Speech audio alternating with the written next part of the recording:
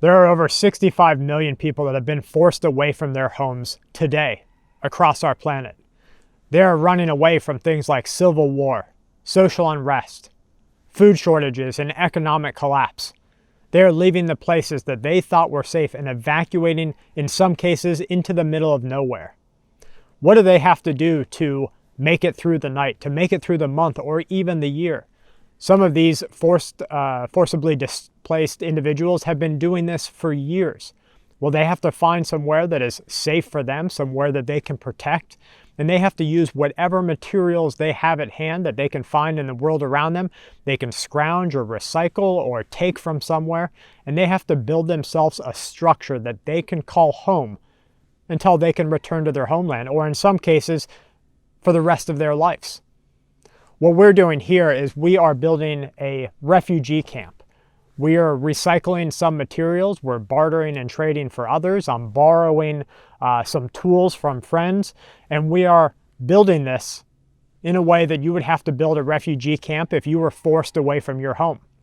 We're going to be putting a canvas tent on top of this platform here because a canvas tent is going to last you multiple seasons when exposed to the environment. And it's going to be patchwork. It was secondhand. It's going to be kind of put together roughly. I'm sure I'm going to have to sew it together and make it a little bit more watertight, seal the seams in some areas. But we're going to call this our home throughout much of the winter and spring season. We're bringing in a wood stove, and we're going to show you what life is like for these 65 million people across our planet who don't have a roof over their head, who don't have a structure that they can call safe from the environment.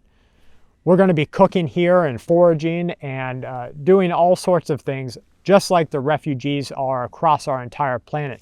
But let me tell you, it is difficult.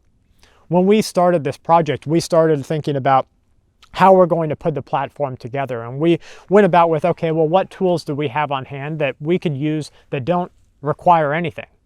Well, we had a hammer and we had nails, and we could have made that work. But we wanted something that we knew was going to last multiple seasons. We knew was going to last for what could be as long as the event that drives refugees into evacuation across our planet every single day.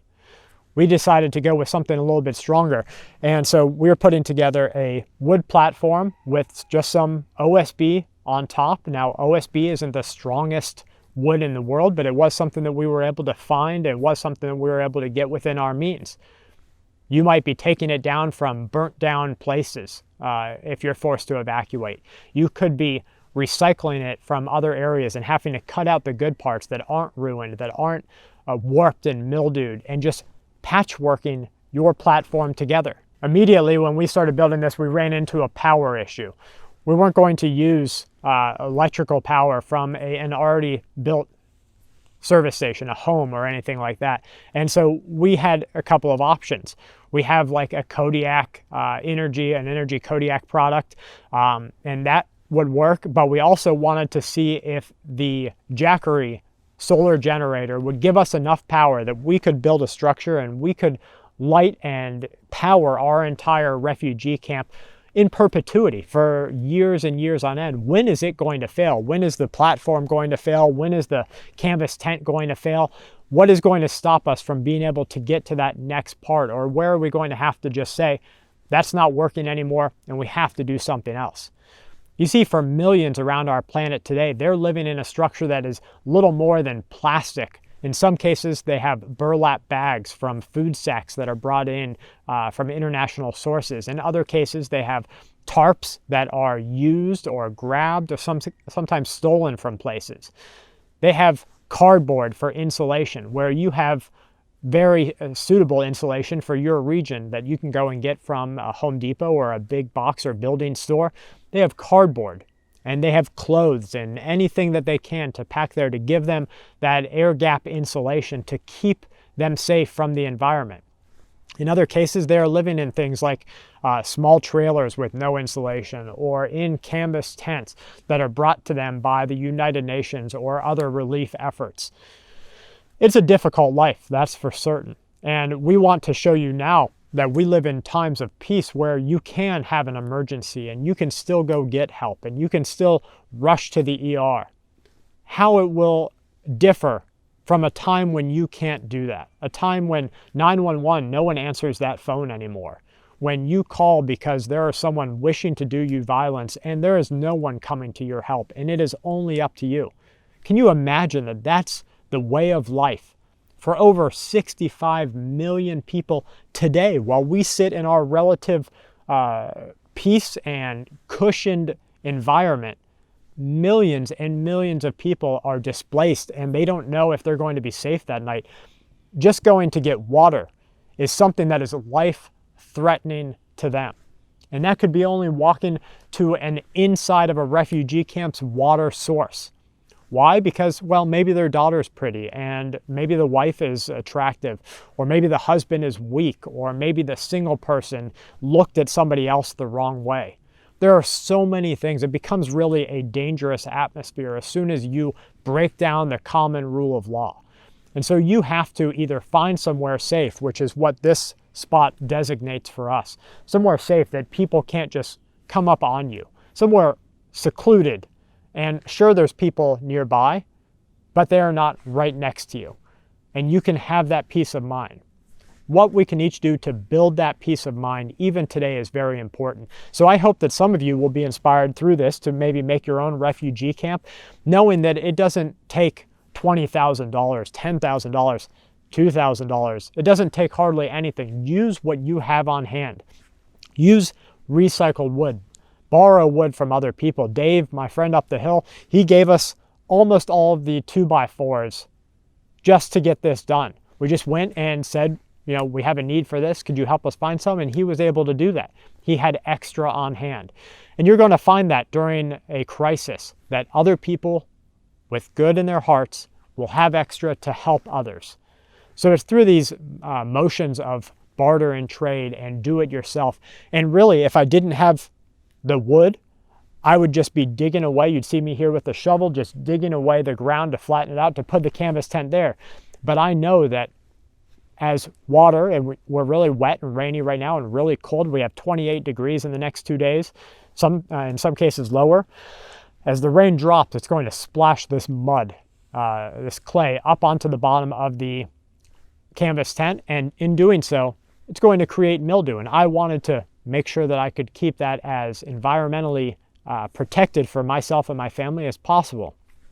So we're building this here, but to this point, we wouldn't be able to get as far as we are without a power source.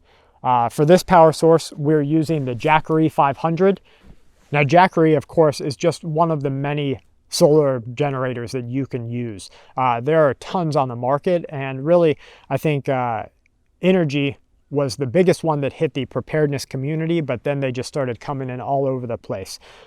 So they've been around since 2012, had a lot of good words about them, a lot of good peace of mind in their products, and the biggest thing is they're a lot cheaper. So this one is the Power Station Explorer 500. Right now on Amazon, it's $3.99, dropped down from $5.99. It is a lithium battery pack, the 110 volts, so you can power your everyday things. You can power your drills and your cordless saws. You can power your light systems, your coffee maker if you're going to use that. Really anything to make your camp as normal, like your house, as it would be. Great for RVs, great for putting in the back of your Go car. You know, if you have to evacuate, just put it in your evacuation bag. It's a pure sine wave inverter, which is very important. A lot of them don't offer pure sine wave. Without pure sine wave, you're not going to really have that continuous power throughout the life cycle of the battery being charged. You can power your TVs, pellet smokers, really almost anything that's rated under 500 watts. Now, it does have its limitations. We have a Wonder Mill grain grinder that we use to take oat flour and rice, to take oats and rice and grind that down into a pastry flour that we use for baking every day because it's gluten-free. And it wasn't able to power that because that Wonder Mill grinder is literally like an airplane engine being turned on. The turbine just starts roaring and it just couldn't handle it. So this solar charger can be recharged under the sun using these SolarSaga 100-watt panels within 14 hours of full sun. Now, a day like today, there's not very much full sun, and I'm just using it to to replenish the charge that I'm taking from it, charging the batteries for the drills and everything, because I want it to be 100% as much as possible. Now, I kind of baby these electronics. I don't treat them as ruggedly as they say that you can, because I don't want them to be lost to the environment. They are going to be. They are not perfect. They are not, you can't just sit them out in the rain and expect them to continue to work as advertised. So I take them inside at night, inside the tent. I'll take them in. I put them in a shed. Now the shed gets below freezing. It gets exposed to humidity and everything, but at least it's covered from the environment. So I hope that you guys are as inspired as we are to get this camp done. We already have the canvas tent. All I'm waiting for, my next step is to, on top of this, I weather sealed this OSB. It's still a little bit tacky. It was just outside of the temperature to weather seal it, so it's a little bit tacky on top. I'm going to give it another day, and we have a huge amount of rain coming tomorrow. After that rain settles, I'm going to scrounge and look at the dumpsters and find anything that I can to put something on top of this.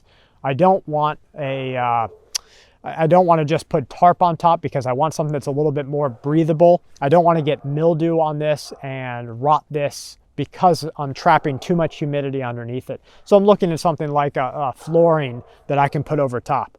Guys, building a refugee camp now while you can in a time of peace is very important, because you won't have to deal with the very dangerous steps that come next. How do you keep your place safe? How do you get used to the environment around you? How do you kind of know what the sounds are at night as animals walk through?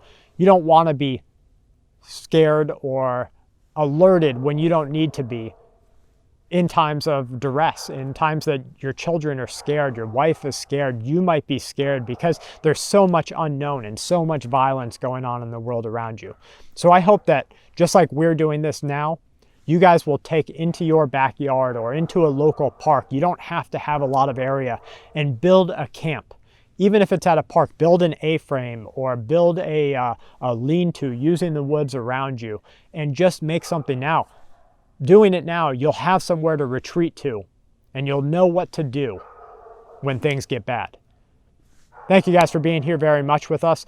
Thank you to each one of our Patreon members for making our entire outreach possible. We got out our Patreon survival cards early this month. You should be getting them today.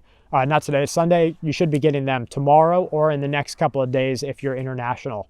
Guys, I hope that you are preparing for this next year. 2020, in some ways, is going to be more dangerous than many of the years before, because we're reaching that point where the economy is right at the tipping point. Food, right at the tipping point. Inflation, just right there. The powerful, the governments, are doing everything that they can to stop us from stumbling our foot and just falling over the edge of that cliff. But it's inevitable at one point in time, this empire, the United States dollar, it will fail. And being as ready as we can for that day will help each and every one of us.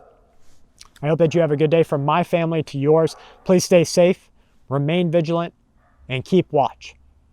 This episode of Full Spectrum Survival is brought to us in part by ReadyMadeResources.com. It's where we go for our communications gear, our night vision gear, and other survival gear. And USA Berkey filters. You'll be seeing us use our USA Berkey filter, our big Berkey, here at the site as our only water filtration system.